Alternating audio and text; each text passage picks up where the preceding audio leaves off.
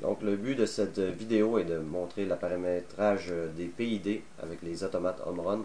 Pour la démonstration, c'est un CJ2M CPU31 avec port Ethernet built-in qui est utilisé. Au niveau de l'aide, dans le manuel W340, version 15, la section 318 explique le PID. Il y a trois paramètres à rentrer au départ. Le input word qui va être la valeur demandée. Le parameter word qu'on va voir plus loin, donc c'est 40 mots qui vont être utilisés pour ce bloc. Et le output word qui est la valeur de sortie pour le contrôle. Si on regarde plus bas ici, on a les set value, proportional band. À noter que le PID va être plus réactif si la valeur est basse, s'il est plus élevé, il va être moins réactif. Donc c'est le contraire du gain proportionnel. La bande proportionnelle va être plus réactive étant plus petite. Le gain intégral, le gain dérivé et le taux d'échantillonnage du procédé. Si on va un peu plus loin, on va aller à la prochaine page, comment configurer le control word. On a des valeurs par défaut qui existent. C'est les valeurs qu'on va utiliser dans le cas de la démonstration. Donc au niveau de l'aide, il y a quand même beaucoup de choses qui apparaissent.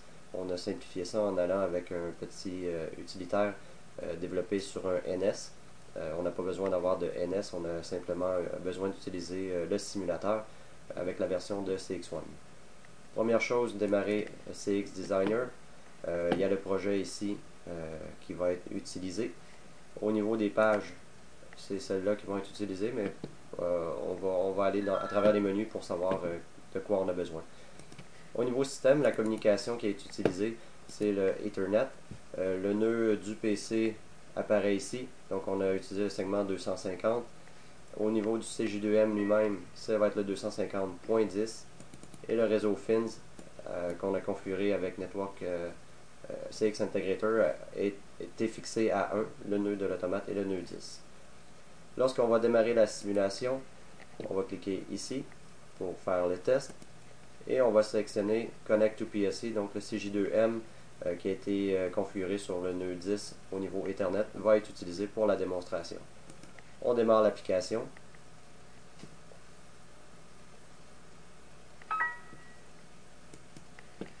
Et on va aller dans le menu utilitaire PID. À cet endroit-là, on a deux choix. On a le PID standard et le PID AT qui est le Autotune. Donc lui peut servir à faire fixer les gains proportionnels, intégral et dérivés avec une simulation du procédé. Pour l'instant, on va y aller avec la configuration de boucle PID standard. Donc, en cliquant dessus ici, on a le mot qu'on va utiliser pour le bloc paramètres. Donc si on veut fixer par exemple le DM50 qui va être utilisé, on nous mentionne qu'on va utiliser le 50 à 88 pour la zone mémoire. À travers ça, il y en a 8 ou 9 qui vont être utilisés. Le reste va être vraiment pour le calcul du PID lui-même, donc ils ne sont pas accessibles pour l'opérateur.